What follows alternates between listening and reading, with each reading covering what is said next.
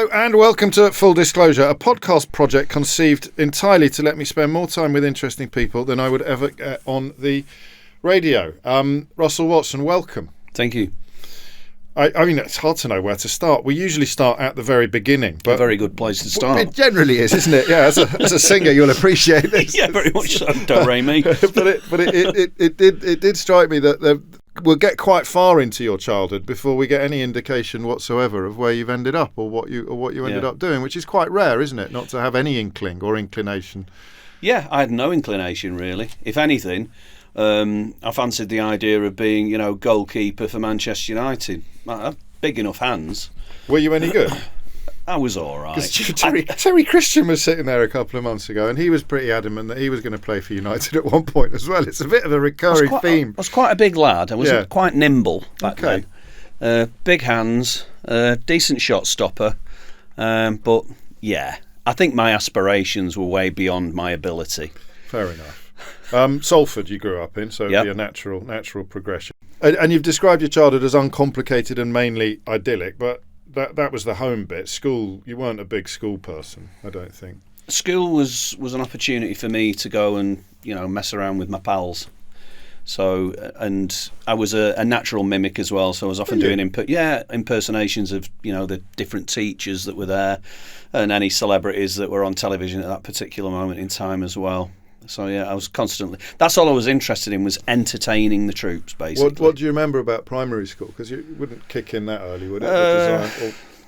The main thing that I think the highlight of primary school for me, if my friends are listening to this, are going to find this highly amusing because it's a constant theme for banter. But I think the highlight of school for me was winning the 7-a-side trophy with the school football team. That was it? Yeah, and I saved, in the semi-final, that crucial penalty. That's quite special. Tipped it round the post that got us through to the final.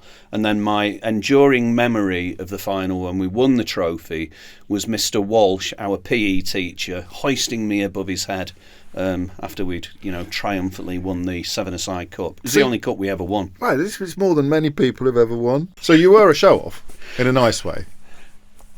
I think I've always been a little bit. So that's the first sign then of where you were going to end up, but not that I didn't know why. Right.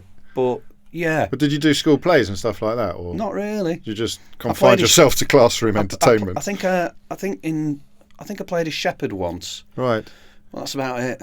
But it's not very glamorous, is it? No, but also I'm not getting any. So, what about home? Your mum and dad, were they frustrated by your failure to engage with school, or were they pretty easy come, easy go? They were pretty easy come, easy go, and that was the thing. My parents. That's why I said life was uncomplicated, because they didn't push me in any direction. I didn't have parents. I mean, no, don't mean this disrespectfully, but my dad was the breadwinner in the family. He wasn't on big wages, and we were talking 5, 6, 12-hour shifts a week. Locally? Yeah, in the steelworks. Right. And it would be expected that you'd just follow into a similar... Pretty much. But the thing is that my dad, we didn't see that much of my dad. Okay. Because he was always working. He worked long shifts. So it was Mum that was around all the time. And when Dad was home from shifts, a lot of the time he'd be in bed, he'd be sleeping. Shattered. Yes, yeah, he'd be tired. So a lot of time out on the street knocking around with... Yeah, I just did my own thing, and my school reports and stuff. It was I think the common denominator was Russell could do better if he listened. I mean, you were just muddling along, doing your own thing. No one putting any particular pressure on you to go down. I had two main focuses: football, and music. I love music. Right. So when did that kick in? How did that? It kicked in early on. I had piano lessons from the age of 7. Who was that? Was that your mum's influence? That was my mum's influence. I was interested in something you said about your mum being pretty close to paranoid about your she was well-being, because she had, I think, disabled brothers. Yeah. And she was worried that something might be wrong with you, which obviously, as we'll get onto, proved sort of slightly ironic. Yeah. One of them was born, I think, spina bifida. Yeah. And the other brother was born breech. Gosh. And they're a family of farmers, and Glenn was born up at the farm. Right. And he was delivered with calipers, and sadly he ended up blind and brain damaged from the birth. So your mum is constantly conscious of the fragility of existence then? Very much so, yeah. And how did that impact on you? Well, it impacted, I think, early on in my life. The thing is, when you look back on things retrospectively, you can see that that this was the way things were. At the time, I didn't think anything of it other than, why can't I go out of the street on my bike? You know, I'd remember riding to the end of my street and my mum at the front door of the house shouting, "Russell, where are you going? Just, no, don't go down there, it's dangerous." And that was kind of, so I was brought up in this kind of, almost like an imaginary bubble of protection. Yeah. To a certain, to a stage, I think, where I think probably in my early teens, I'd got to the point where I was like, no. Frustrated. I'm not doing this anymore. I am going out on my bike and but the thing is, back then, you know, there were no mobile phones or anything. So literally, I'd get home and my mum would be like, "Oh, you're home, good." So I'm trying to just imagine what that would be like for you. Is it just frustrating? Because it was normal. Right. Okay. It became slightly frustrating, you know, as you got older. But it's quite formative, isn't it? It's quite odd to be thinking about danger. She still worries now. Does she? More than. It's odd for growing up on a farm. Often it gives people quite a sort of nature-red in tooth and claw relationship with life and things. But I think it was. A lot of it was circumstantial. Yeah, it sounds like it. Did you go to the family farm much as a kid?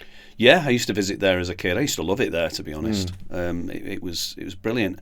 Glenn, your uncle. Yeah, Uncle Glenn. I mean, it was quite amazing because back in the day, they didn't have television up at the farm. And Glenn had this amazing, almost like photographic memory. And my granddad would be out in the fields, and he'd say to Glenn, "What were the football scores?" And Glenn would listen to them on the radio and literally reel all the football scores off one by one. Wow. I know. So family was a big deal. Family was a very big deal, yeah. And music came through family, I presume, mum and dad. Yeah. So piano lessons at 7. We got distracted slightly. Were you any good at the piano? I was all right. I wasn't. No prodigy. There's no one's gone, "Oh, one day." I think you've had a focus. One day he'll be playing with Paul McCartney. I think, I was happy to sing with him, to be honest. Yeah, fair enough. I think I was all right at the time. I thought I was great, but then that's me. Yes. And then later on, into my sort of mid to late teens, I discovered guitars. Right. And that was where I bought, well, what I thought was my first decent guitar, which was a Hofner semi-acoustic. And again, you know, said to Mum and Dad, "Can I have a guitar for Christmas?" No, they're too expensive. And so I ended up getting a paper round. And then I ended up getting 2 paper rounds, and then I ended up with 3 to basically work my backside off to be able to afford this dream guitar, which I think was about £175, which was a lot of money at the time. Definitely. You know, 100 years ago. Yes. and did you have a facility for that? Did you have a gift for that? I thought it was pretty good. I mean, I could certainly strum out any tune. You know, I could pick a tune up, you know, open a page of music and bang the chords out. But the thing that I think stood out was the singing. Right. And everyone would say, "Oh, you're really good at singing," and I'd be like, "Did you not think you were?" No.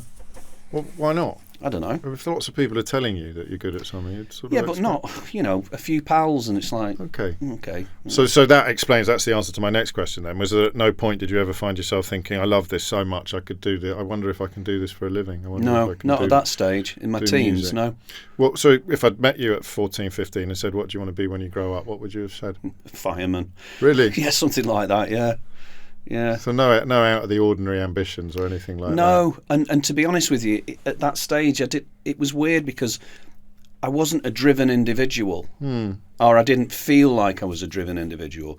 But I had this.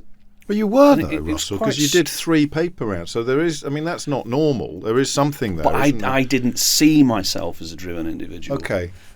Partly because you weren't producing the goods at school, maybe, and at that age the two go hand in hand. And constantly being told Russell could do better. Yes. You know, and one of the interesting things, I would sit listening to the, you know, top 40 rundown of the pop charts back when, you know, the charts meant something, and you get, you know, and this week at number 10, and as each artist came on, and the tunes were played, I'd sing along with the ones that I knew and mimic them.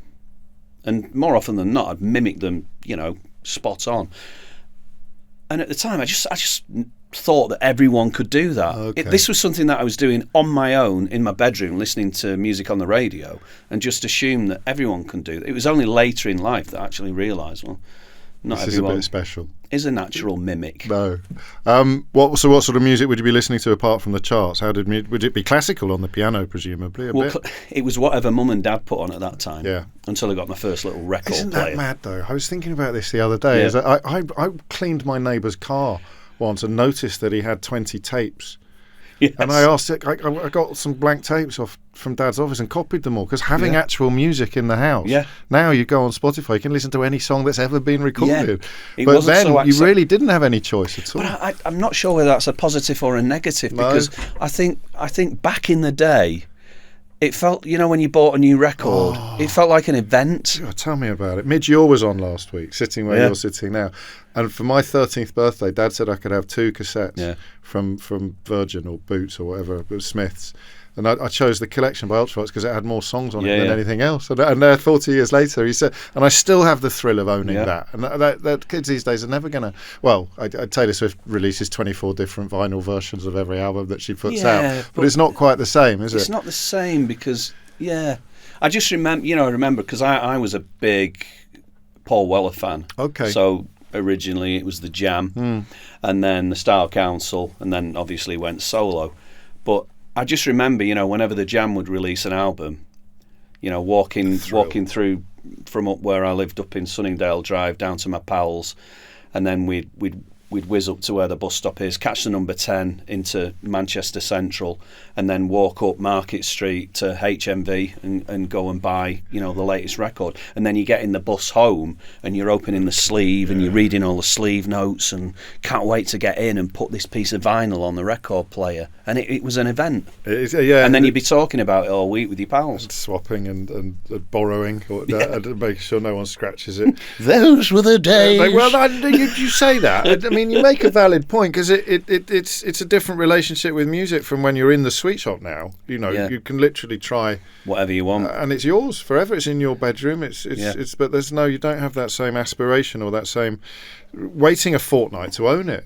Go saving up your money to go to. It was Sounds Around in Kidderminster. We didn't have an HMV. It was Sounds Around in Kidderminster, that little local independent record shop. We certainly didn't have one in Salford. Not in Earlham where I grew up. No. So you're musical, you're sociable, you're not particularly academic or ambitious, particularly at this point. It just sort of... I wouldn't say at the time, but I had this sort of inner feeling that something was going to happen at some point that would take me away from... to say mundane would be an understatement. Sure. The company that I worked, the factory that I worked in at the time was called Sabre Repetition. Clues in the name. And my job was getting these little nuts and bolts, and it was basically a production line. Yes. And I was meant to be a trainee setter, so setting up the lathes, and which is a profession. It's a skill. I just wasn't interested. Completely unengaged. I couldn't learn. I couldn't engage with it. Right. It wasn't like the piano or the guitar. So you don't sound arrogant when you say that. You don't sound as if you're saying, I knew I was destined for something better. You're just, I think, saying you knew that you couldn't do it. You'd have to do something different. I don't even know whether at the time I thought it was better. No, that's what I mean. I just felt like there was something ahead of me that was going to be a little more special than what I was doing at that point, which was working on a production. And did you ever articulate that to anybody? Would you ever? No. You couldn't say it to your mates because they'd tear you to shreds. Would they? They would have done, yeah. Oh, aye. Kids losing the plot a bit.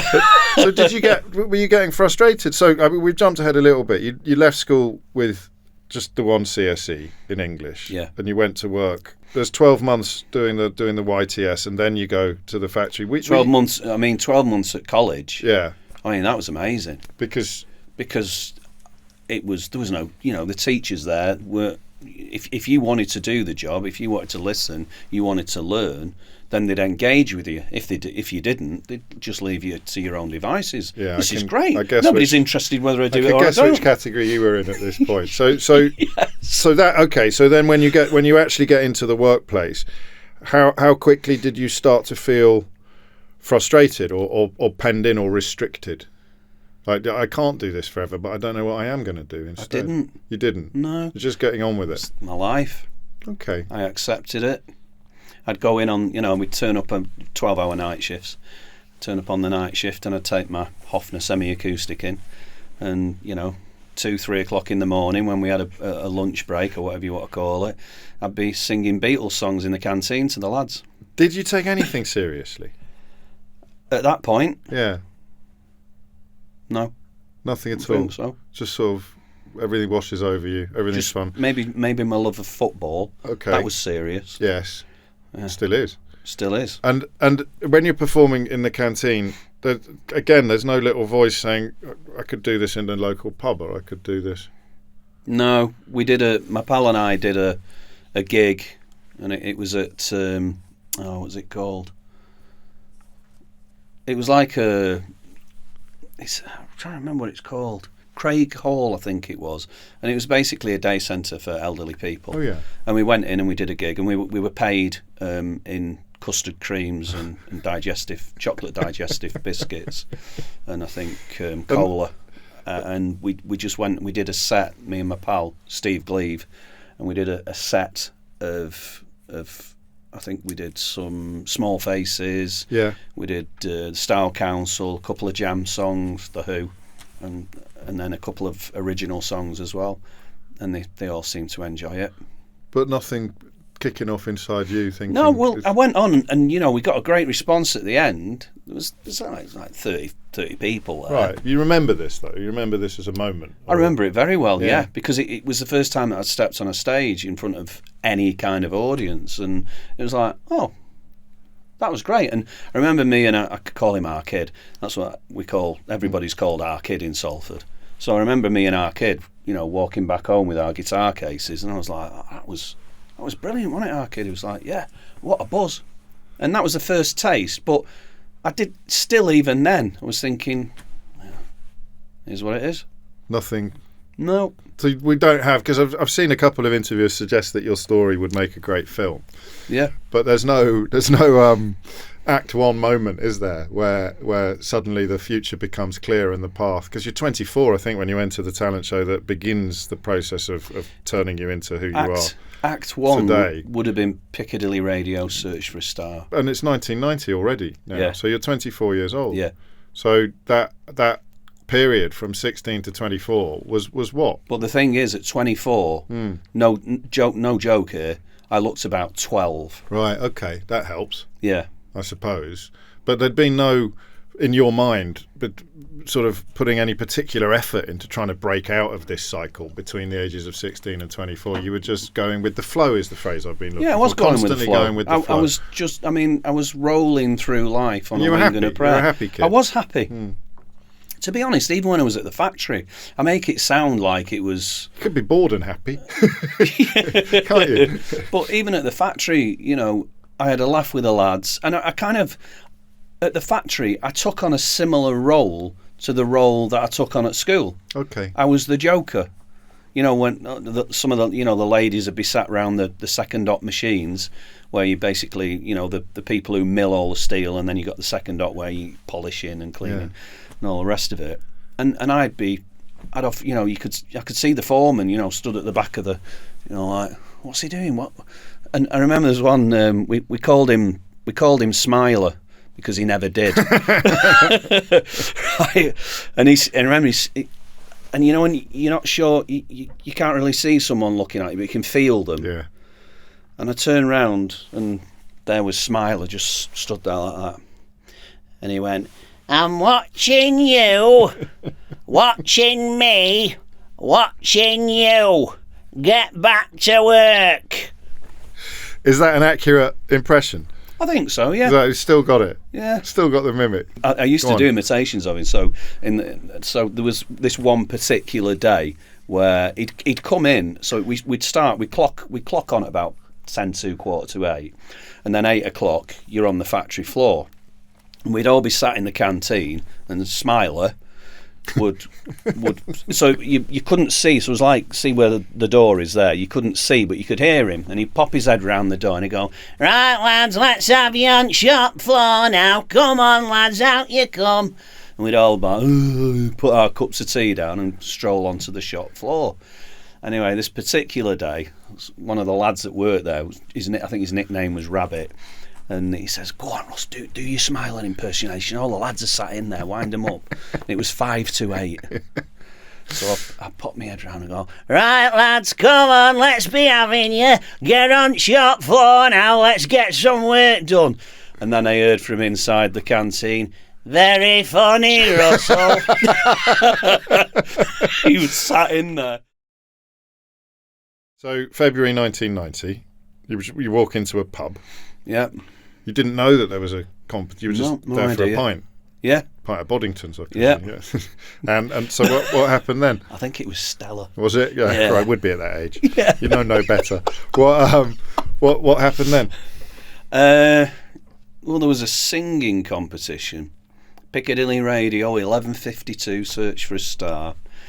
And there was a group of us out. Yeah. Everyone was going, "Go on, Russ, you sing a bit, don't you? Do your Beatles or whatever." I was like, "Nah, I'm all right." Pint down me. And then another one, "Go on, get up, give them a blast. Do a what do you do? Tell them what song you want to sing." So I was like, no, go on. So anyway, cut a long story short, I did. I got up. Neil Diamond's "Love on the Rocks" was the song that I decided I was going to sing. Sang it. Big round of applause. End of the night, a few peanuts, another pint of Stella. And the winner tonight is Russell Watson. What? I've won. Anyway, go to the semi-final. But did you like it? I mean, did you? Because did you feel anything?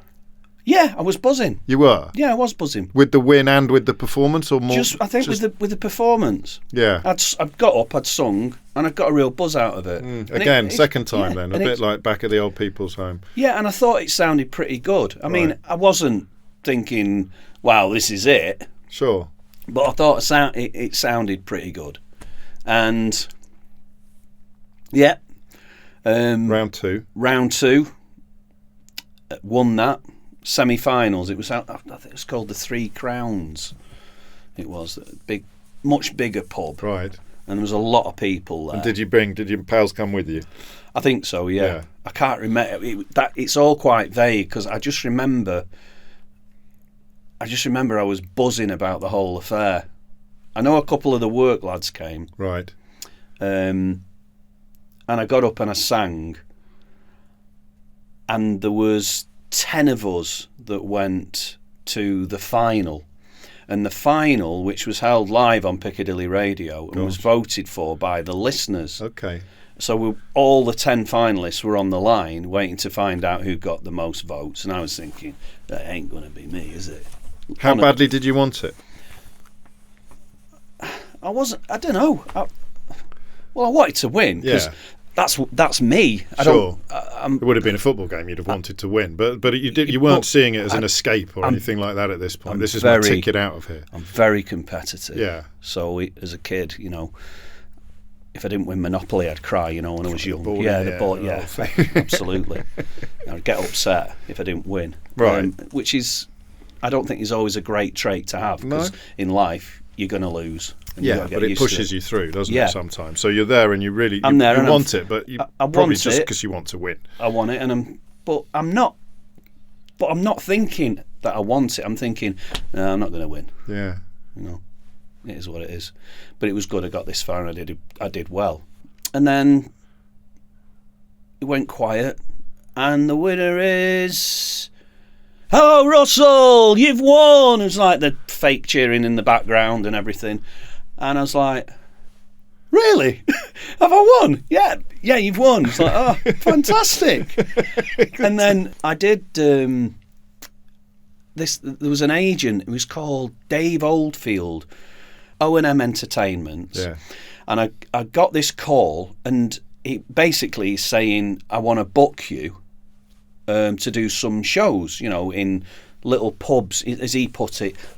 I want to book you, kid, to do some nice little pubs around the northwest area, and we're going to pay you between 55 and 60 quid a gig, and I reckon I can get you about 3 of these gigs a week.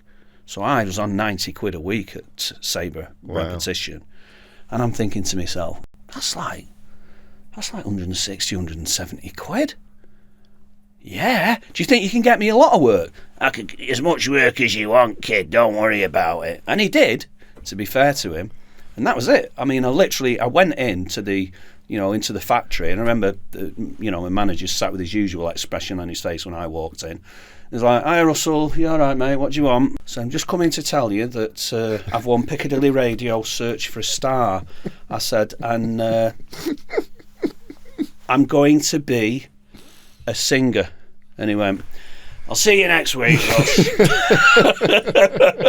So partly because Dave Oldfield he wasn't promising the earth, was he? He was just promising you a few gigs a week in local pubs. So that is what appealed to you. Again, if the leap had been too huge, it might have been intimidating. It's actually, again, it sounds like you're going with the flow. It's a very natural progression. Yeah, but for me, it was huge. That leap was massive. Because you're thinking, I can make a living doing this. I'm thinking I can make a living doing it, but I'm also worried about it, because I'm thinking, how am I going to do this? What if it doesn't work? I've left my job. And I remember my dad even saying to me, what are you doing? What did your mum say? You've left a perfect... Oh, go for it. Right. Well done, Russ. So the difference between... But she said that... My mum said the same thing when I said I was at the Vatican singing for the Pope. Oh, well done, love.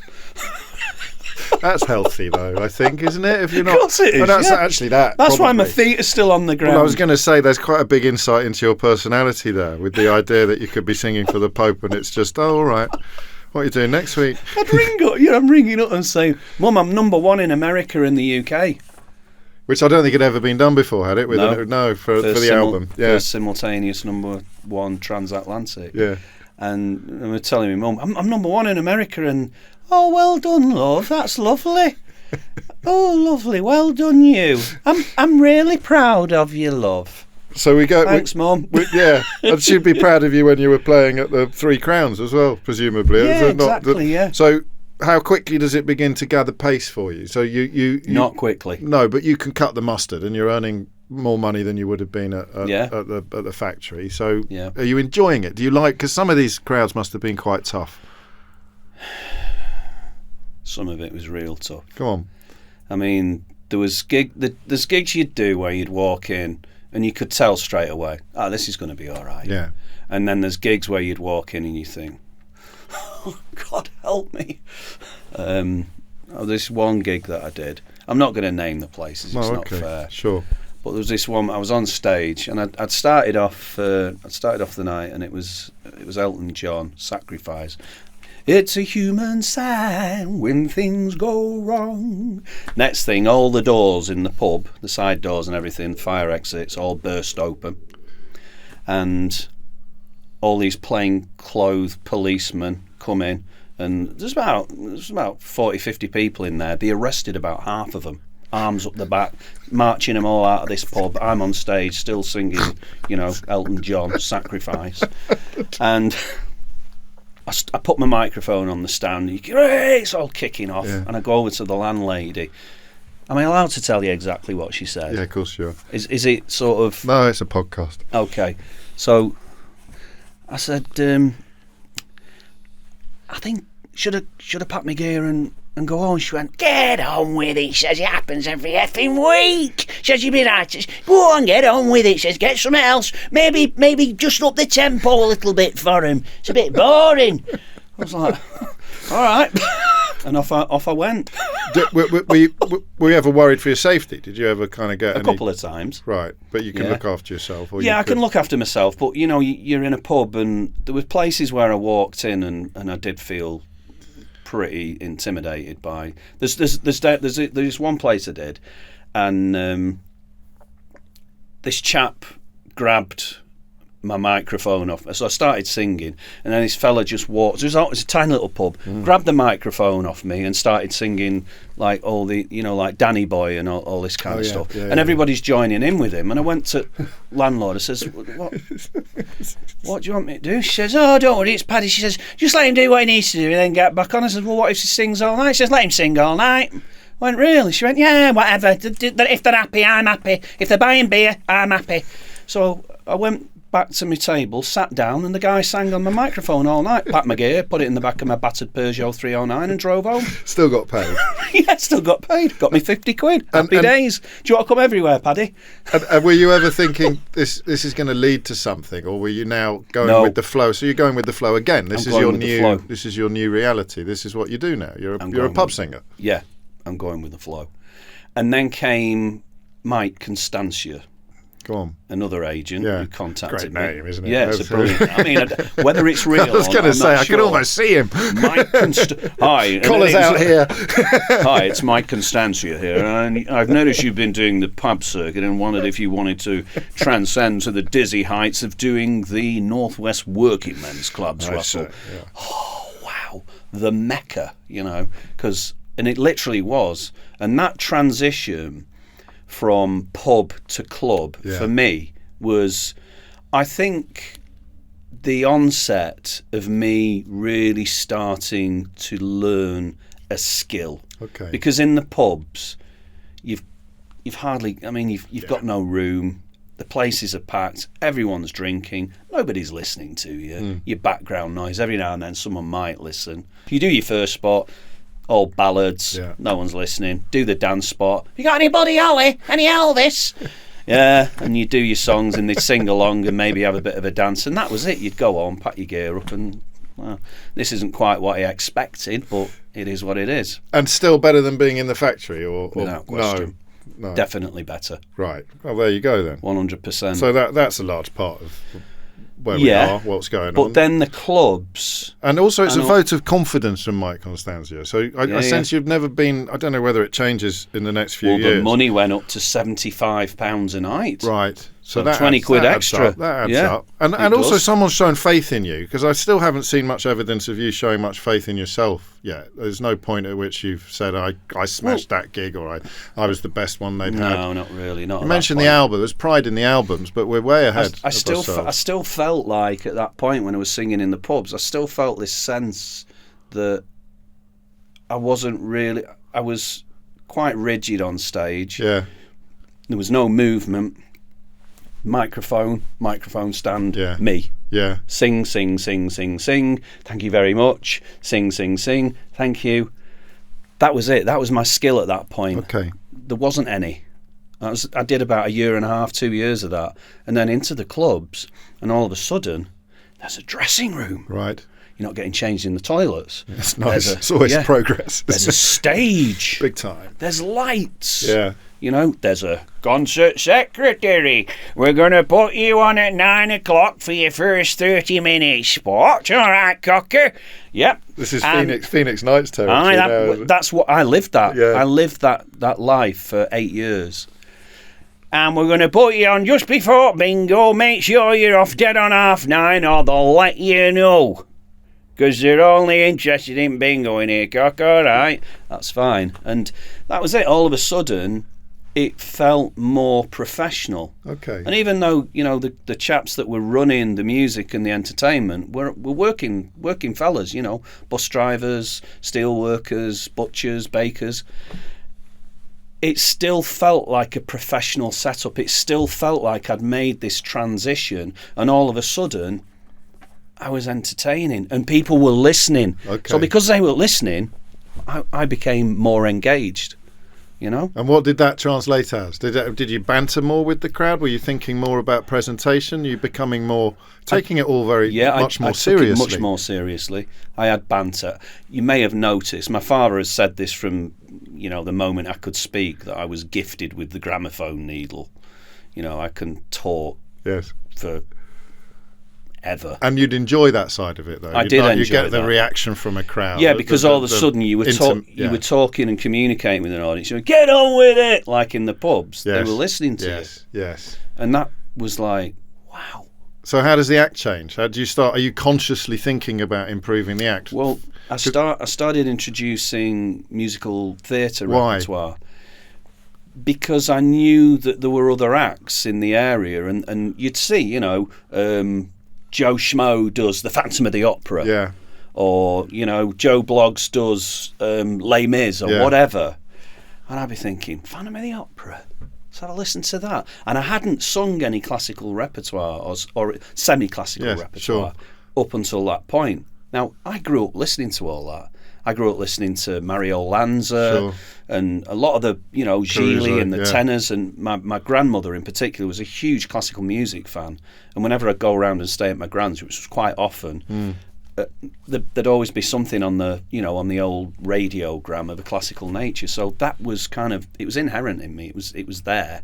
So when I first started singing, and it was quite a discovery actually, because I remember being in my bedroom and I'd got some backing tracks. This company was called Amoritz. And it's this backing track of Music of the Night. I was sat in my bedroom, got my little amplifier with me and my Shure SM58 plugged in.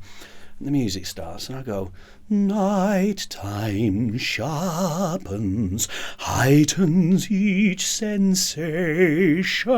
And I'm thinking, blimey, this is all right. Wow, really? So even though you're singing... I didn't know. You're resonating at the same... You're hearing something new. Yeah. Even as you're the person performing it. Exactly. That's quite a magical moment. It was. And honestly... So this music suits me to my boots. Yeah. So then I started introducing and all of a sudden, Russell Watson, 85 quid a night, and I'm getting lots of club work now. And a reputation. And you know when you're doing well, because each club you go to will say, are you booked for New Year's Eve? Because we'd love you here on New Year's Eve. And you're doing spots because people want Russell Watson, not because people need a singer. Exactly. That's a big shift. We had him last year, he were brilliant. Yeah. You know. Are you enjoying it more as well? I'm enjoying it more because I'm getting more from it. And I'd got to that point as well where I remember that there was a period of time in the clubs where if I'd get to a certain place and they weren't engaged with me, and you would get those places. Of course, yes. You know, you could tell feel it. And you'd walk in and they'd sit back some fellas sit back in the chairs, fold their arms like, go on then, entertain me. And you'd be like, oh, God, this is going to be a long night. So I'd go into like this autopilot mode. Oh, it's one of those nights. Everyone's talking. No one's interested. Sing, sing, sing. End of night. Stick all my PV gear in the back of the Peugeot. Bang it shut and drive away swearing. You know? Yeah. Really pissed off, to be honest with you. And I remember there was this one night where, and I was in Wigan, and I walked into this club, and the concert secretary said to me before I started, he says, look, lad, he says, you're not great listeners in here. He said, the interesting bingo says, just do your bit and take your money and get home. So I went, all right. He says, that's fair enough, pal, no problem. And I got in there and I thought, we'll see. And I got on that stage and I gave it everything. I was into the audience. Anyone who had anything to say, I had a quick snappy reply for them, and I gave them everything that I got. And at the end of the night, I got a standing ovation. Wow. And that was a massive turning point in my career, because that was a point where I thought, I am never going to walk on that stage and leave anything on it again. Where did that come from? Don't know. The will to win, and also to change your destiny. Or you wouldn't have articulated like that, but either I can carry on slamming the boot of the Peugeot shut and getting pissed off with a bad audience, or I can do everything I can do, everything in my power to stop that from happening. Yeah. Because then if it still happens, I'll know I've done everything to stop it from happening, and that's where. If I know that I've given everything, I've no excuses. And that's my philosophy on life. Clearly. If I've given everything to something and I still don't do it, I still don't win, then at least I know I've not left anything behind me. I've given it everything that I've got. So we're now sort of... That's what's seen me through some of the tougher times in my life. You know, because I maintain this. You don't get from factory shop floor worker to being the best-selling classical artist in the UK of all time without being a driven lunatic. Yeah, but you were not a driven lunatic for the first 25, 26 years of your life. Once I got the bone in, once the dog was given the bone, isn't that fascinating? I did not want to let go of that. No, and you didn't. I mean, we're approaching. And I haven't. No, you haven't. And we're approaching now the territory where you become a public figure. We're not quite there. I think there's a couple of things that I found almost unbelievably poignant. I think it was in Wigan that someone suggested you have a crack at Ness and Dormer as well. Wigan Road Working Men's Club. Wigan has a big status in the story. I think his name, Sid. I can't remember if that was his name, but in hindsight, I remember him, retrospectively, should I say? Yeah. I remember him as Sid. And, through the mist and the fog rising from the ashtrays, Sid appeared with his slick-back grey hair, yellow streaks in the front of it from the 40 woodbines an hour that he was smoking. And I remember I was sat at my chair, I'd done my first spot, and I'd finished the first half with Music of the Night, Phantom of the Opera that I mentioned. Yeah. And Sid walks over and he says,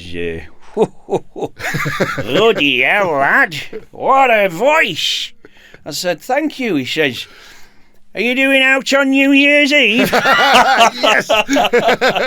How much? 200 quid, pal. No problem. He says, have you ever tried any of that operatic repertoire, lad? Bless. I said, what's his name? Did World Cup Pavarotti? That Nest and Dormat would suit your voice right down to ground, cocker. Telling you should give it a try. Do you know it? I said, I do know it, yeah. Again, my gran and Mario Lanza and all the rest of it. So I went away. I learnt the Italian phonetically. I got a voice coach, lady in Southport. Are you ambitious now? Yeah. Right. This is kicking in now. Yeah. I'm like thinking, ooh. Yeah. But it really kicked in after the first performance of Ness and Dormer, which at the time, if I think back to that period of time, I would not want to hear my first performance of Ness and Dormer because it would have been so far off the mark with, what you would consider to be a professional opera singer or performer. Yeah, but the audience would have loved it. They went. Where was this?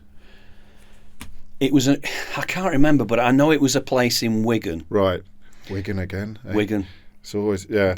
They see, for me, the heart of clubland at that point, and it's a shame because it's diminished considerably over the years. And it's such a shame. But the heart of clubland at that point, and a great, and I mean, I know that I remember speaking to Gary Barlow about this. He did it as well. He did, with yeah. his synthesizer. We plied our trade at that exact same time. So I'd be going round to a lot of the clubs, and concert secretaries would be coming on. We had piano player singer last week, Gary Barlow. Have you heard of him? Said, yeah, I've seen his name up a couple of times. It's mad, isn't it? It is mad. I mean, one wonders for both of you if that route hadn't been there, what would have transpired? Mad story. Probably, I hope it's true. You were supposed to sing at Old Trafford, and Eric Cantona said he wanted Mick Hucknall to do it instead.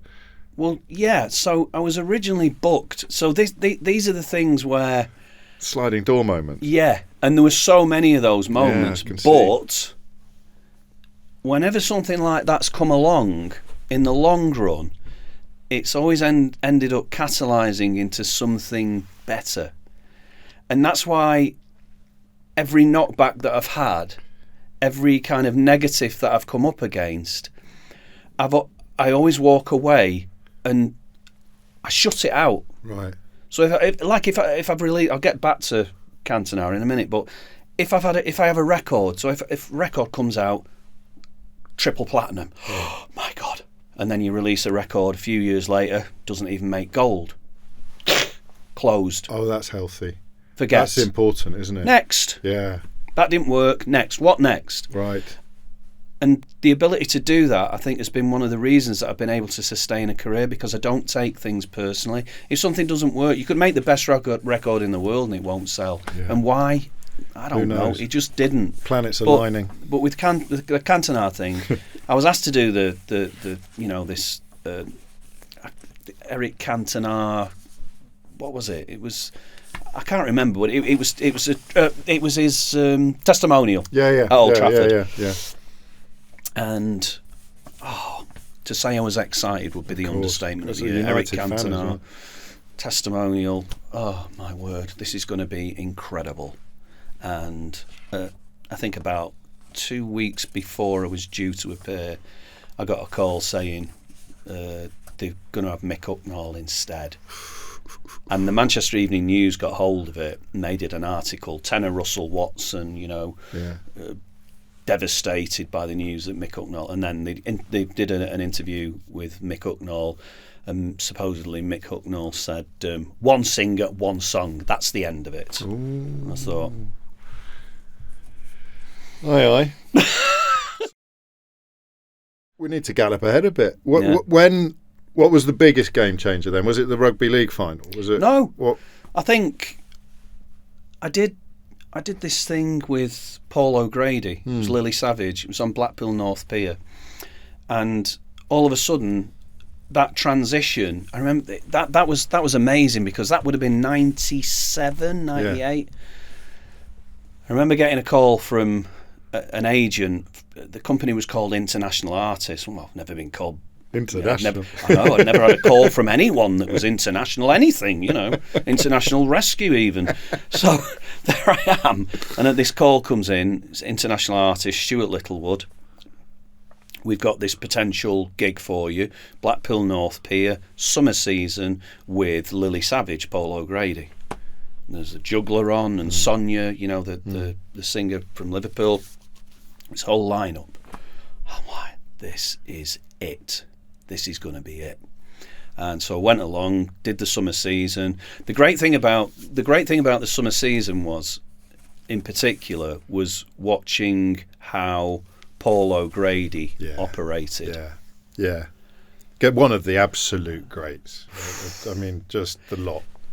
Shivers. Absolute shivers. Because he was, not only was he a brilliant man, but he gave a shit. And he really worked an audience. I wouldn't go up to my dressing room when he was on. I'd stand in the wings and just watch him. And watch if somebody shouted something from the audience, bah, bah, bah, and he'd be straight on him, and I'd think, that is skill. Yeah. And he was clever as well. So he, again, when he left the guise of Lily Savage behind, Paul O'Grady, such a clever move. It was time for Lily to go, and Paul O'Grady came in and became, a household name, a national treasure. Yeah. And to have worked with him and seen how he operated, for me, was a gift. And I learnt a lot from him. I learnt a lot about stagecraft. I learnt a lot about movement on stage. And if I'm being honest, I took a lot of it and put it into my own act. And was there a mutuality as well? Do you derive enormous validation from knowing that someone like Paul O'Grady thinks you've got something? Yeah. If he thinks it, then it must be true. I'll never forget. I remember I did. It was so funny, and I did his first. It was one of his first national TV shows, and my record had just hit, and it had gone number one. It was number one in America, and he'd been over to LA, and I was sat chatting with him on the show, and I'm sat there, and he says, "Hey you, what's all this then?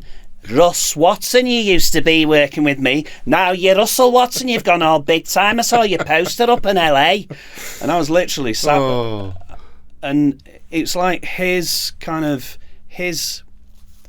validation of me, and him saying to me that he thought I was big time and a star. I feel a bit emotional now about it. I bet you do. Because I miss him, first of all. Of course. But I just remember being on this list of people, Paul O'Grady, Sonia, there was a couple of others, and there was me right at the bottom. And all of a sudden I'm on a national TV programme being interviewed by him, and he's validating me, and that felt like that was a brilliant moment. And did lots of different, did stuff with him, so much stuff with him over the years after that. So we've leapt into the heart of the Russell Watson that people listening to this will know. The 7 million albums, performed for the Queen, the Pope, 2 presidents, duetted with Paul McCartney at a Nobel Peace Prize. I mean, still can't believe that. Well, I mean, I don't think you ever would you? No. Can you think of a couple of moments? That one with Paul is beautiful, but in terms of where you found yourself, a stage that you thought, what? Vatican. I was in Wigan yesterday, kind of metaphorically speaking. What were the ones where you just thought, this is absolutely... I'm Russell Watson, and I now have a career that isn't like anybody else's. There's this great story, there's this great moment, and it starts off in the clubs. And I was doing this place, it was called the Phoenix. It was in Ellesmere Port. And it was it was a cold, rainy, bleak, midwinter evening. And I arrived at the club, and the guy, the concert secretary there, walked in and says, "Where do I go with my gear?" And he says, "Yeah, you'll have to go up the stairs, pal, up the fire escape and through the side door." So I says, "Right, okay." I said, "I've got like PV bass bins. Can someone give me?" "There's no one here, mate." So right, okay. So anyway, I'm lug me PV bass bins up these 3 flights of metal stairs and get all my gear in, and there's no one in the place, it's empty. Set all my gear up and it's about 8:30 and I'm on at 9. It's about 2 people in. I said, does it get any busier? He went, "Not on a Sunday." So I was like, oh God, so is this going to be it? He went, "Probably." So anyway, I walked on stage at 9 o'clock, and no joking, there was about 2-3 people in there. "Good evening, Wembley." Get on with it. So I did my spot, loaded my gear into the car. I come outside and it was thrashing down with rain. I've got my gear and it was absolutely saturated, and again slammed the Peugeot back door and drove home. And then spin on 2 years, and I walk onto this particular stage and I shout down the microphone, "Good evening, Wembley!" and 12,000 fans roar. I've got the Royal Philharmonic Orchestra behind me. I've got this 20-30 piece choral section at the side, and this thing appears in my brain of this night in Ellesmere Port at the Phoenix Club, and I literally just stood there and thought, how the hell did I get here in 2 years? And a little tear came down it was such an emotional moment. And what a story. Yeah, I mean, it was so bizarre. I literally thought, "Good evening, Wembley," and it just that memory just came bang straight in the front of my mind.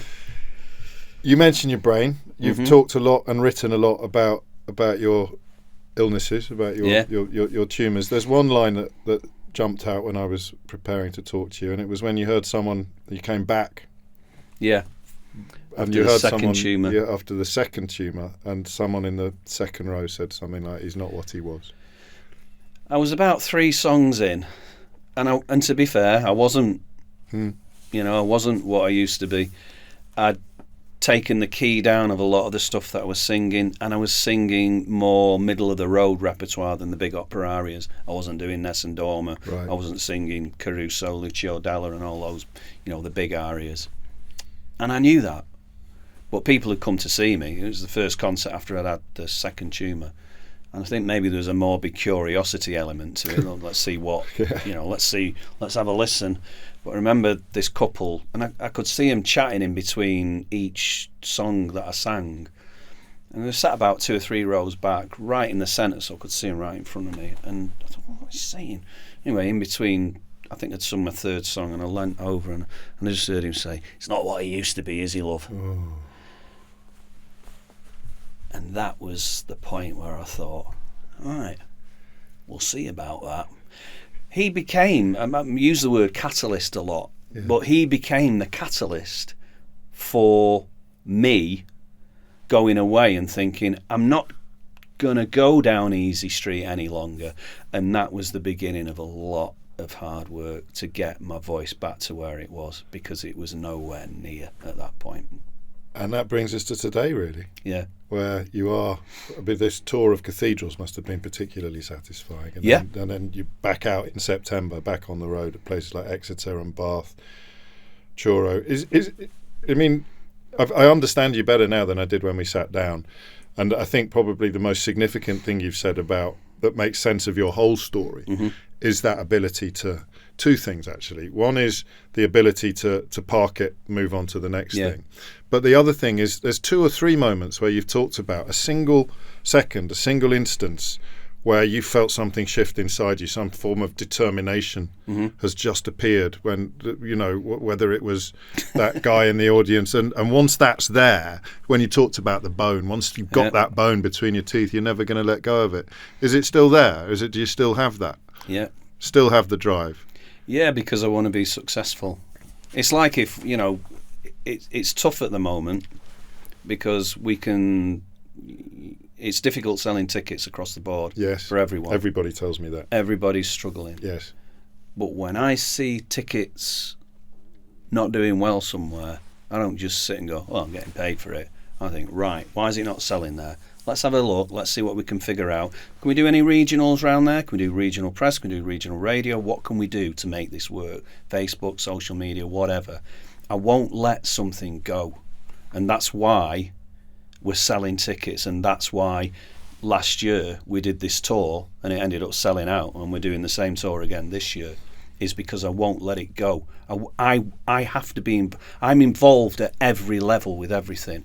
I manage pretty much most of my career. I've got people obviously that work for me. My wife's my business manager as well, so we kind of manage it all in house. But if I see that something isn't working, I want to find out why it's not working. Because why we sold Bristol out but we're struggling in, I don't know, Salisbury? Sure. Why? What's happening in Salisbury, or what's not happening? Have we got posters up? Is there flyers in there? Can we do some promo there? And that's what we do. And that's because I won't let anything go. But that's so mad, because that is the polar opposite of going with the flow. So your life breaks into 2 halves, doesn't it? There's the half where you went with the flow, and then there's the half where. But it's when I knew that I'd got it. Yeah. So I'd say, in real terms, attaining success, relatively speaking, is the easy bit. Sustaining success is the difficult bit, because to get somewhere and have success, it's like a footballer. First season, 32 goals. Wow. Yeah.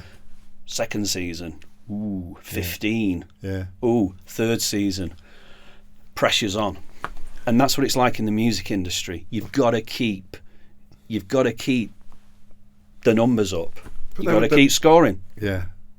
Speaking of tickets, russellwatson.com or weloveconcerts.com to book your place on the latest tour. But so little in the first 20 odd years of your life. So little. Sat around I don't waiting. think I've ever done an interview like this before that points towards what the next 35 years of your life would look like. I know. Strange, nice. Isn't it? It's a good story. It's not bad, is it?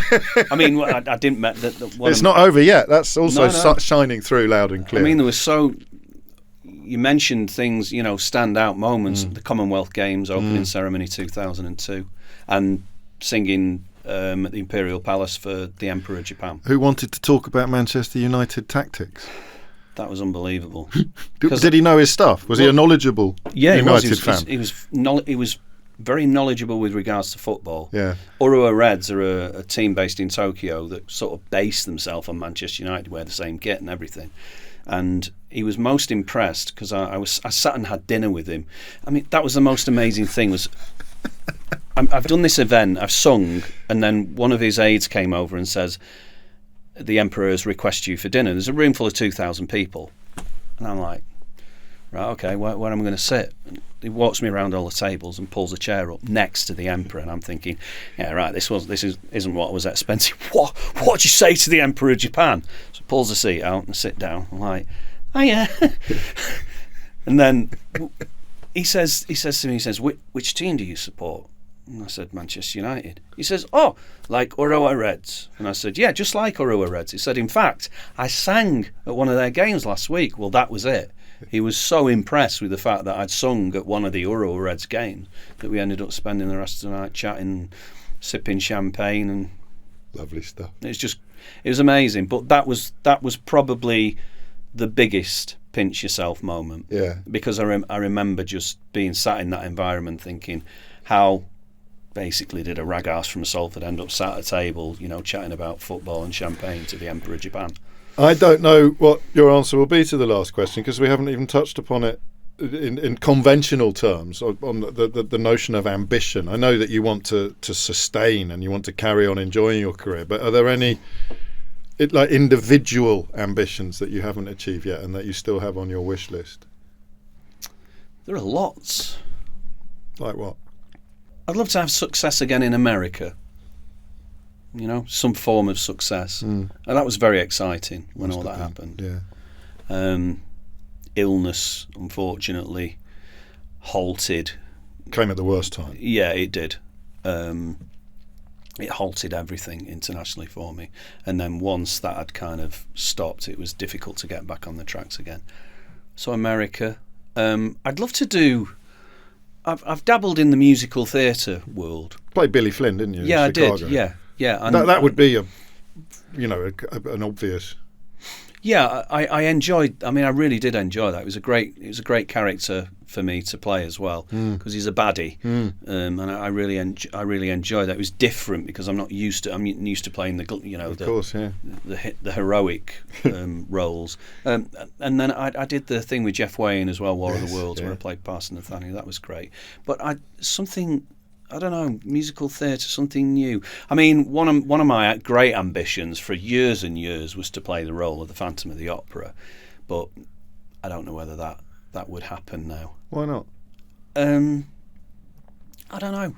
It's one of those things where I don't know whether it would work for everyone. There's lots of logistical reasons, maybe why not. But that's something that I really could get my teeth into. Well, I would say that if there were any cliche to draw from your career so far, then it would probably be never say never.